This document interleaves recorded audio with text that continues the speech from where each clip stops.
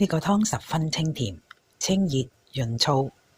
補血氣，能夠增強我哋嘅體力，於乾咳、感冒咳嗽都有療效。但係如果咳嗽嘅痰係白色嘅話呢，就唔適合。750g 半隻雞，切掉頸部、尾部嘅肥膏，將佢斬件。喺一煲滾水裏邊加入15g 嘅薑片、60ml 嘅米酒，放入斬好嘅雞件，飛水5分鐘，沖洗乾淨，然後放喺一煲2000cc 嘅水裏邊，500g 鴨脷去核切塊，放埋入去煲裏邊，10粒無核小紅棗，250g 紅蘿蔔，蓋好大火煮滾，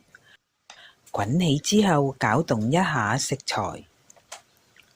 蓋好轉細火煮50分鐘，加入2茶匙鹽，攪勻，15g 嘅乾杞子，蓋好，再煮多10分鐘，咁就做起啦。